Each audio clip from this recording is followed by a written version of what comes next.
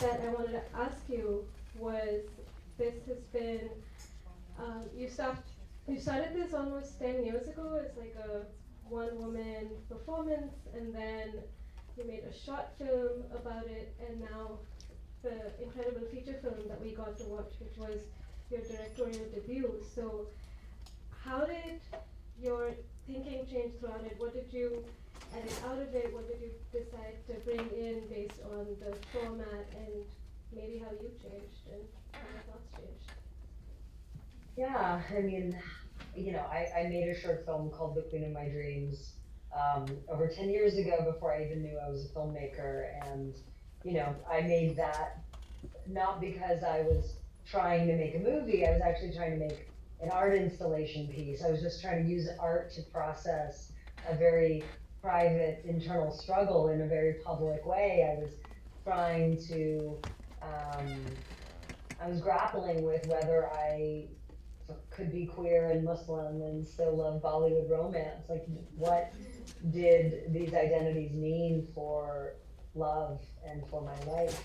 And so making that film, I actually, a friend of mine was like, "Hey, I think we could turn this into a movie," and so we turned it into a movie. But making that piece of art really saved my life, and sharing it gave me this entire community of people at film festivals and in the film community, and in queer space, that I didn't have before, and who really wanted more of my voice and me. And so it really kind of changed my trajectory. And then, at the time, because I was an actor, in the short film, I was an actor in it.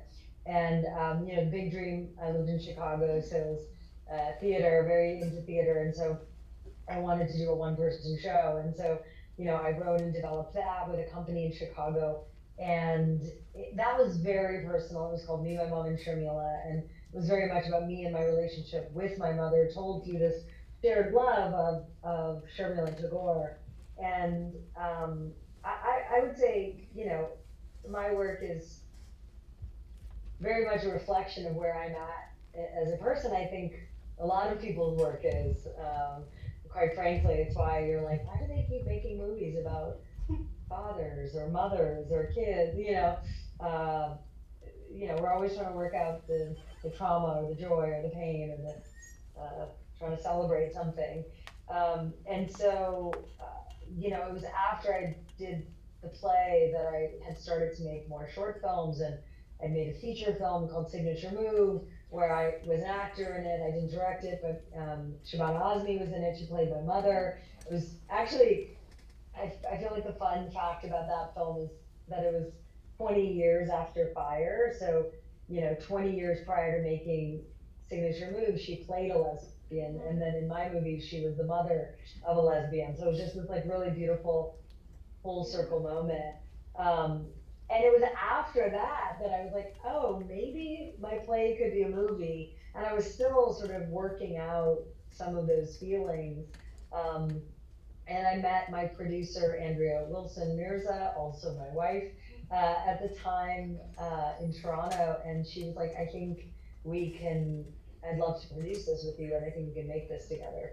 And so that really began the journey of making this feature. And I'd say, there's so many touch points in the film, that are true to my life or true to my experience. And I always write from a very personal place, and my POV is always specific. But also, it's a work of fiction and it's a work of fantasy, not just in those fantasy moments, but also, what might a romance have been like between two people of a certain age, of a certain style, of a certain vibe in 1969 Karachi, in these places that I kept hearing about. It's like you almost have to, you take these stories from elders and you piece them together to try to create both a history and also like a memory. And I really did talk to elders, and I looked back at like these vintage photos and vintage, like there's Facebook pages and Instagram pages, and you have all these websites now that are kind of dedicated to talking about vintage Pakistan. And I'd never seen that on screen before, and so that was really important, is to kind of play in that fantasy world.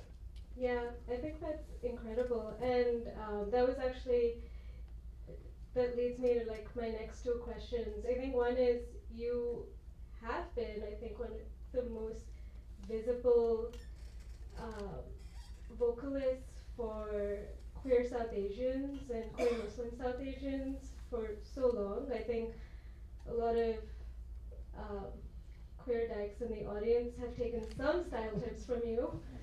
That's true. By the after we get here. Everybody's got gray hair. Yeah, we're trying to learn, but I wanted to talk to you a little bit about what it means to tell authentic stories um, and how you kind of have found your voice and any advice you have for any other um, marginalized communities trying to find their own perspective, their own voice. I mean, I think that, you know, I know there's lots of writers and creators who are writing and creating for a marketplace, or because something sells, and that's valid. And I think as a person whose job is a writer and a director, I have to be able to do things that you know buy me health insurance, every year. And so, of course, that matters. And as part of that, whether it's part of it or, it isn't, you also have to sort of really be honest with yourself and write what you know. And that's it. Like, you will go in and out of fashion. It's like we do go in and out of fashion, whether it's our stories, whether it's us, whether it's just like clothes, we do. And so you can't always bend all of your stories to the market. You have to still find the thing and keep writing on it and focus on it and commit to it. I also think that, something that comes up that, really through sharing this movie that I hadn't really thought about in this way, but, I've been asked this idea of like, well, how are you telling these moments that just feel so real and you're not explaining it and it's just in it, like, you're just showing the lorta and it's unapologetic and or you're just like having all these, like, there's a carom board back there, we don't even talk about it, and then it's here. And I think I think it's because I know who I am.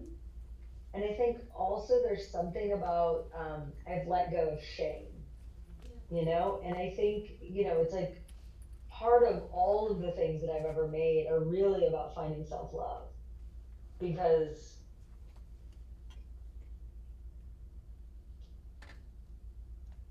there's just no way to move forward if we don't love ourselves. We're just never going to be able to love anybody else or have compassion, true compassion for anyone else, if we can't love ourselves, simultaneously or first even. And so I think finding that self-love and that grace for self helps you see compassion and love for everyone else who came before you and everything else going on in the world. Um, and so that is definitely something that, even in all the comedy, it's like I really center that.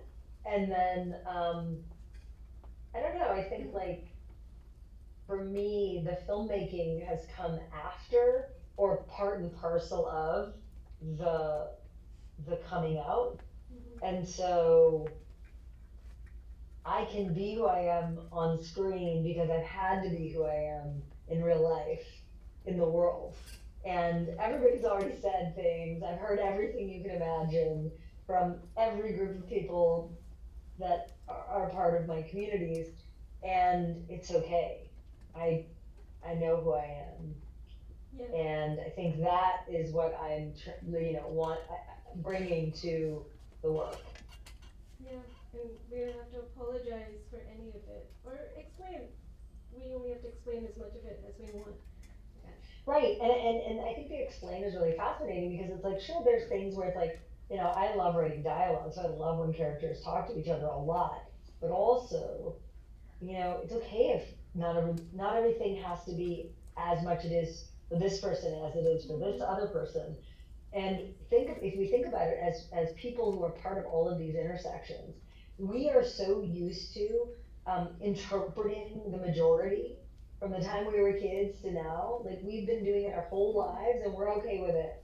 You know, we thrived. We found a way to survive and thrive. And so it's okay if other people do that in our worlds and our stories as well. Yeah. And it's beautiful to be like, I don't quite get it, but I love it. Yeah, You know? and I think we'll have maybe some questions today about certain aspects of it. I think a lot of it felt really familiar. I was talking to a friend today who's actually here as I was trying to prepare for this Q&A, and one of the things that she said was when she goes back to Karachi. Oh, she's still there. Okay. Recording in progress. Okay, sorry. I think you're back with us. Well, so my friend was saying when she goes back to Karachi, the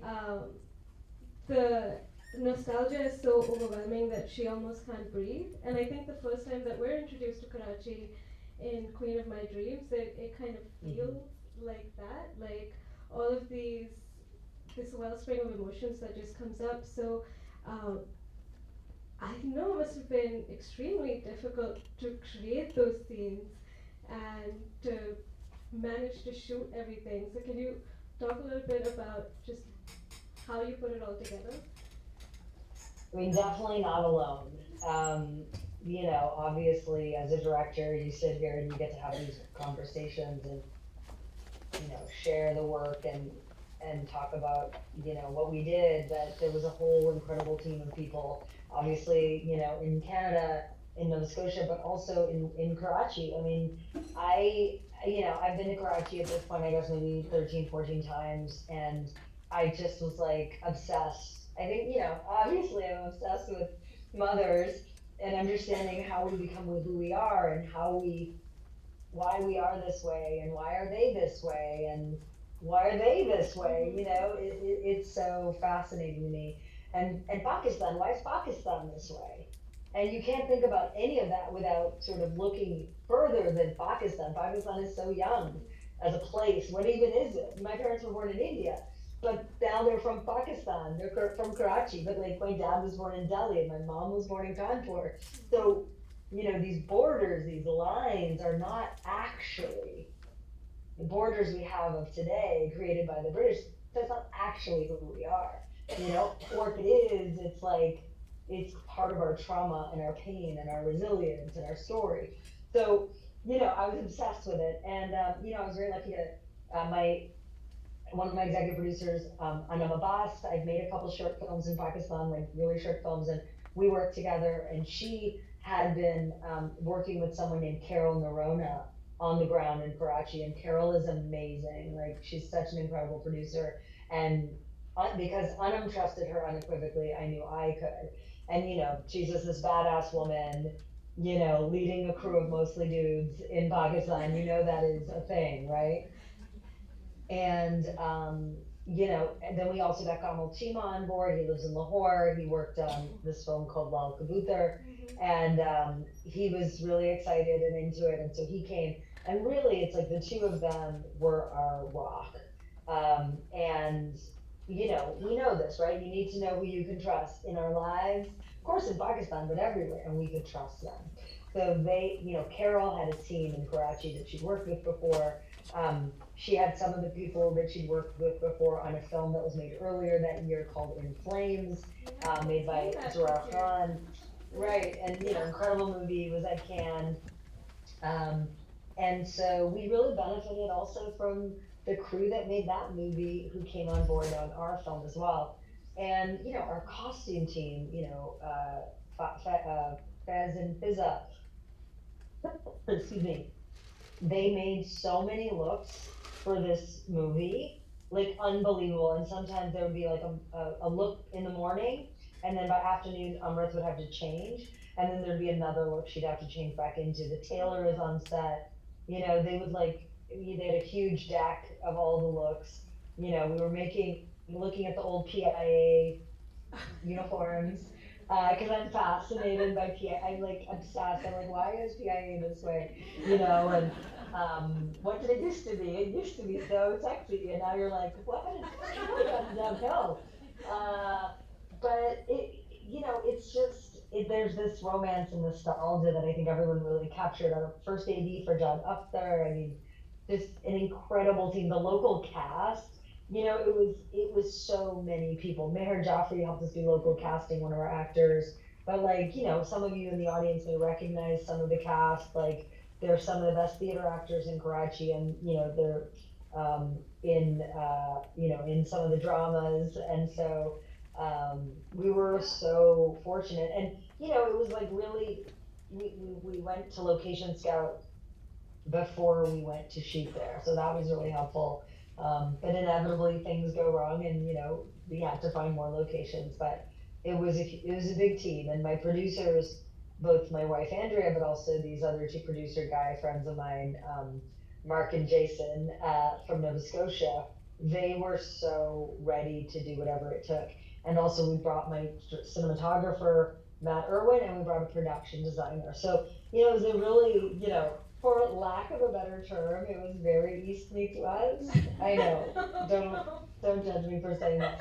But like, what I mean by that is, it's like you have this like incredible craftsmanship and like untold stories, and like people who should be elevated in Karachi, and with this sort of the kind of look that I wanted, that is not typically shot there. Like, we weren't making a big kind of everything is bright commercial. We weren't doing a drama where everything is drama over shoulders. Like, it was something that had to have this richness. And so the DP that I brought in was like obsessed. He knows lighting in this way. It's not like achitike, it's like nay nay nay tik nay, it's like it's got to be exact. So there was, a really committed team of people to the vision, and all of them brought their ideas to the table, which is how my process, and how I can,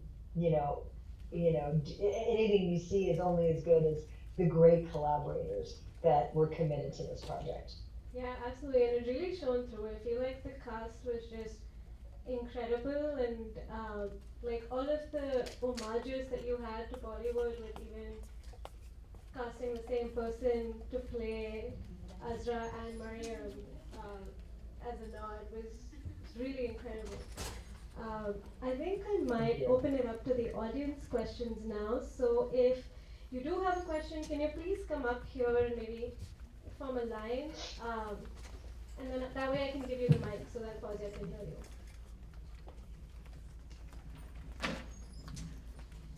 Yeah, don't be shy. Come on up. Okay. Do you want to go first?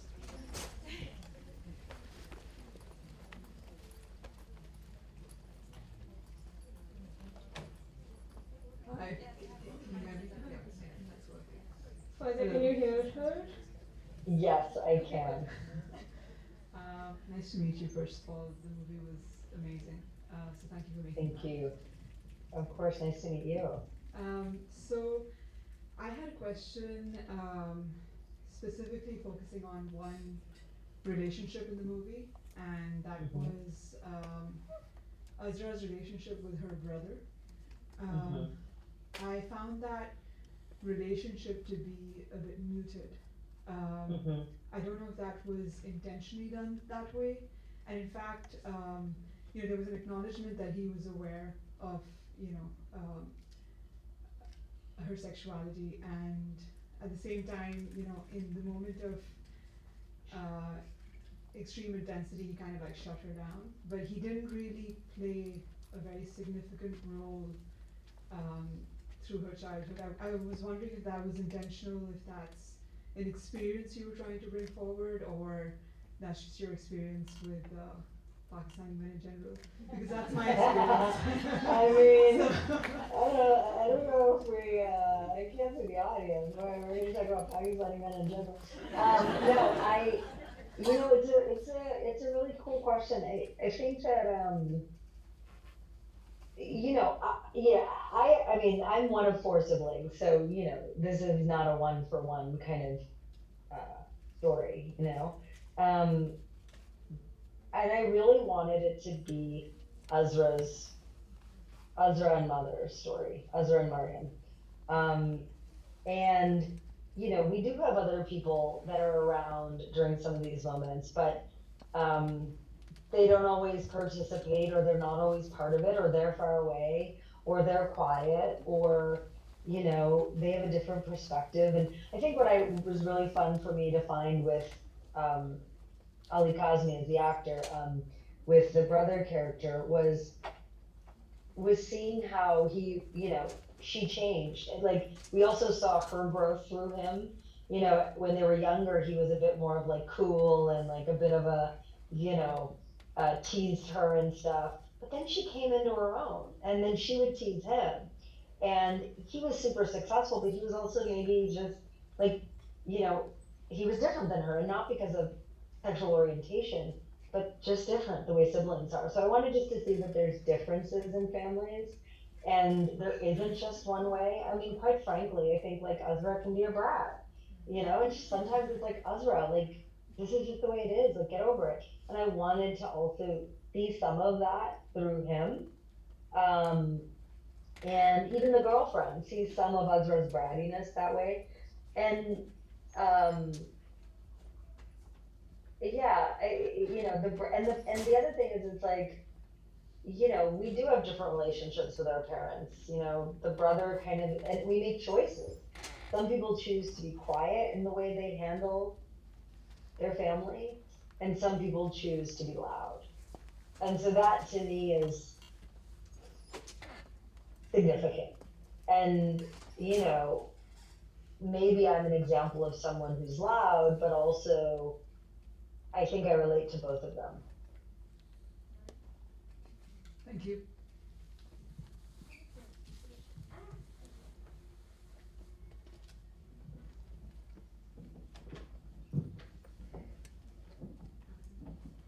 Hello. First of all, thank you so much for making this film. I've been a fan of yours since I saw Signature Move, which spoke to me in a very similar way. So I'm just really glad to see a story like mine reflected on screen. I'm gonna throw it way back to when you made your career switch. I know you started as a lawyer, and now you're obviously a filmmaker. So I wanted to ask, like, what made you take that push? How did you decide to change your career so completely to something so different? Well, don't quit your day job yet. Don't do anything rash. Um, I feel like even now my mom will be like, but she's a lawyer. And I'm like, no, it's just, um, for me, like, comedy was always something that was really important to me as a kid growing up in a small town in East Coast Nova Scotia, Canada. It was a way to survive, and like, you make people laugh with you, not at you.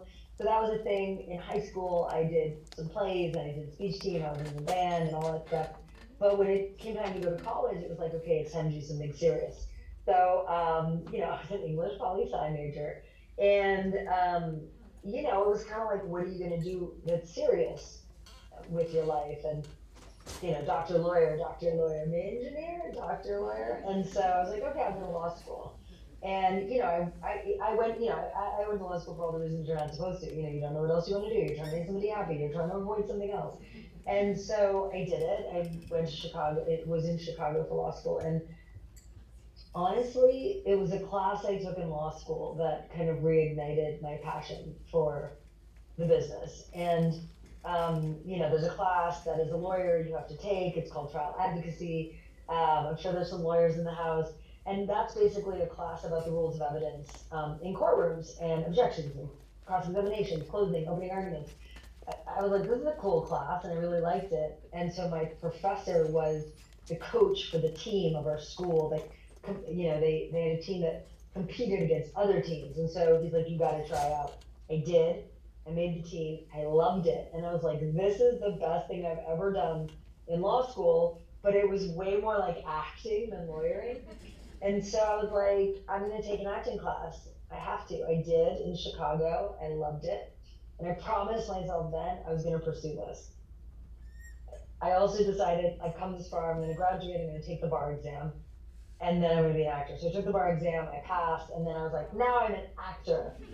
And so I was like pursuing all that stuff, but I needed a job. So my most marketable skill was to be a lawyer.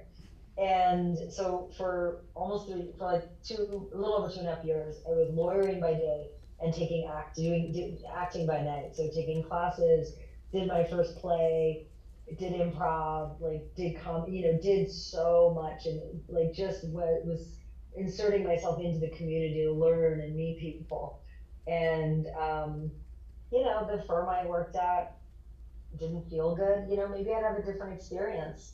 Um, if I loved the place I worked, but it was like not a great safe place. It was, I wasn't out at the time, but it was definitely Islamophobic, racist, homophobic, sexist, like all the is. And I wanted to get out of there. And so I found a job doing this educational theater performance touring work to colleges and eventually these military installations. And it was like a life changing show because it really taught me how to use humor to have impact, and also taught me what wasn't funny. Funny is not, a joke at the expense of the oppressed, for example. And, really kind of changed my life. And so that was the transition. I became an actor on a lawyer's debt. Like, it's not smart. I don't advise. I mean, like, I still have the debt because I refuse to pay it. But I think that sometimes we think that, like, I don't have time. But when you're like, 25 or, in law school and trying to figure it out, like you do actually, and nothing happens overnight in whether you're an actor, whether you're a director, whether you're a writer. It takes so much time, and you have to just be in it long enough. It's probably like everything. You just have to be patient, and it's a game of just being in it long enough. And so the advice I think is, you don't have to do something right away. You don't have to like leave what you're doing in order to um, embrace like this thing that you want to do. You can be a writer as a lawyer. In fact, like there's so many great like legal shows or medical shows. Like there's so many former lawyers and doctors who are like have their own shows now. It's kind of bananas, but like you have this expertise. It's really fascinating. So there's time to figure it out, but it's um, yeah, and everyone's got their own path. There's no one way, as we know, but there's no one way to break into the industry. But it's when people are like, "Oh my God, they're an overnight success." There's no such thing. It's like that person was probably grinding away for years before anyone knew them, but like they were around. Thank you.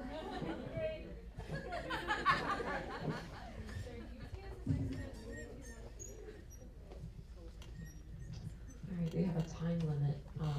Just kidding. It is so nice to see an incredible film like this, and for you to be here with us, speaking to us, and Krishni.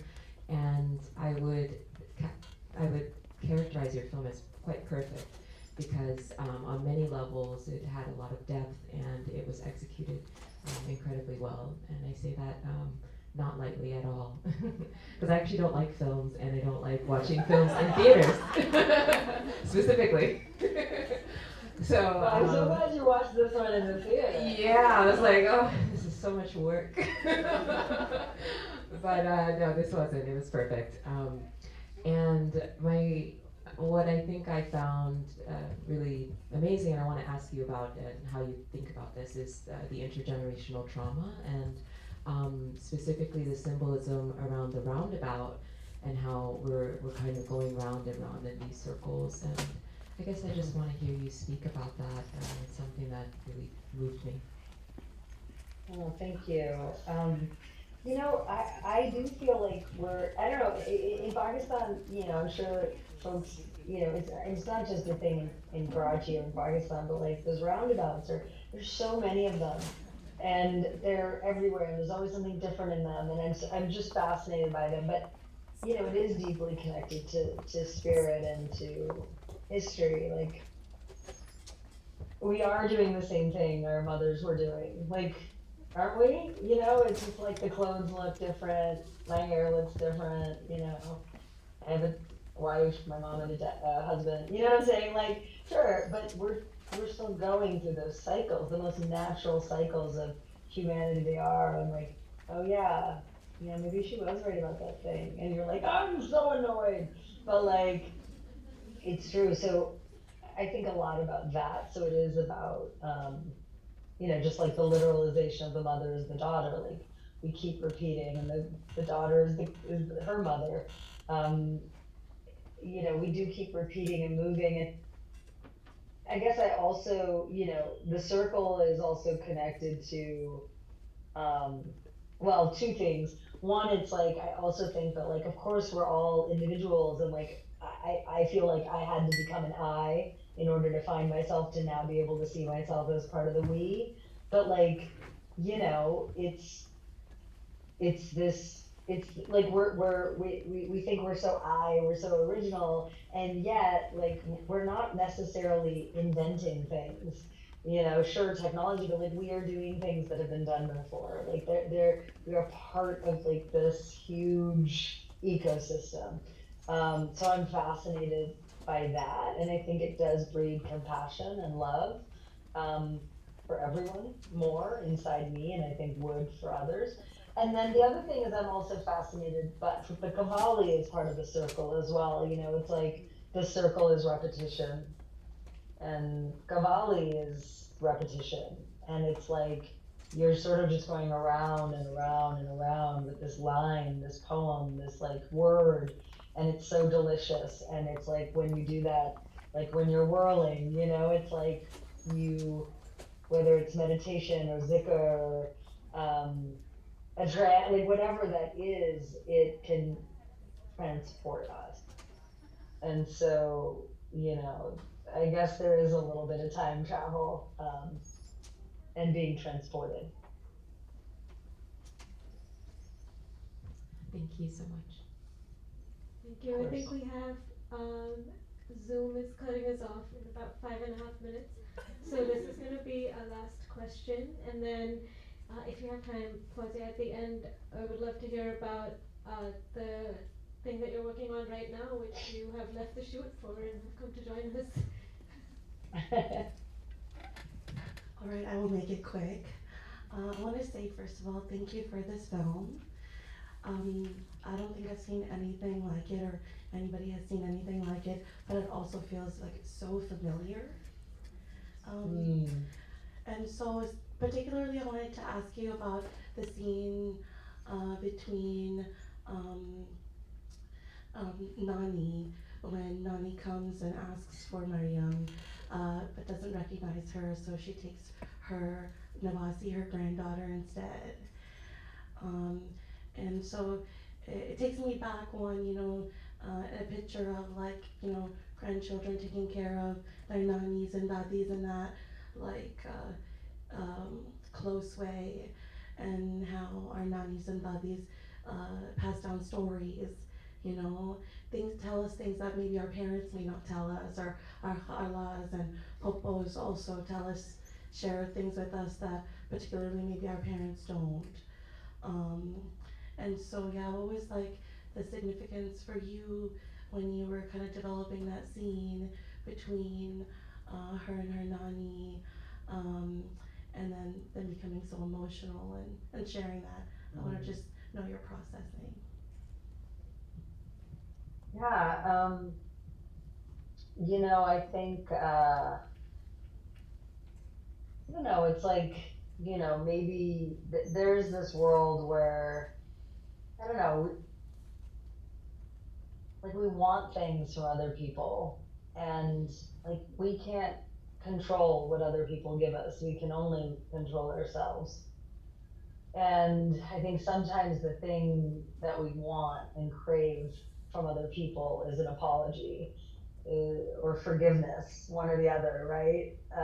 We think we deserve it or we need it to move forward. And so I don't know, it's like we can't always get it, but like, what if there was a way to get it? What if we could get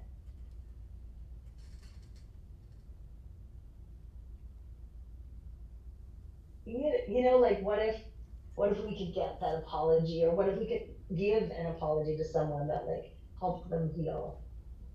So I think about that a lot. You know, I think people carry around so much pain and trauma and sadness, like all over the world constantly, and are just craving actual love and closeness and connection and touch. And so maybe what if we could get that? What if a mother could get that from a daughter, but it was in an unconventional way? And so this was a way that kind of came in the writing, and you know, it went through a few iterations, but this is what we landed on. And yeah, I love that you know, you connected with it. Thank you so much. Yeah, it was so beautiful. Yeah, thank you. Thank you, Fawzia. All right, and then I know you were like other things. Yes, I'm in New York right now. You know, the thing we're working on, it's a queer Muslim Pakistani. It's a short film. It's so absurd. I feel like we need some like really absurd comedy Yes. to really find joy and fun and pleasure and connect. And you know, there's a bit of commentary on just um, both on finding oneself and also because there's always a message, and also just the like whiteness that doesn't understand us, and despite all of it, we prevail. So it's, you know, we've got a great cast here in New York, and so we're shooting that, and we're going to be submitting it to some festivals, which is really fun. And that's what is the immediate project, and I'm really excited about it. And then we're going to be developing a feature from it as well. And then, you know, I'm working on lots of other projects, but, you know, this is the focus right now. Well, we can't wait to see it, and I hope we'll get a chance to see it at Indie Meme. And then someone actually asked, has Sharmila Tagore seen the film? You know, she saw the play She did? Okay. in Chicago. Yeah, she did at the Chicago South Asian Film Festival in 2015, and then um, she she's seen a very rough version of it, but you know, I can't wait to show her the finished product. We'd love to, yeah. I think a lot of people want to know. Thank you so much, Fawzia. Okay.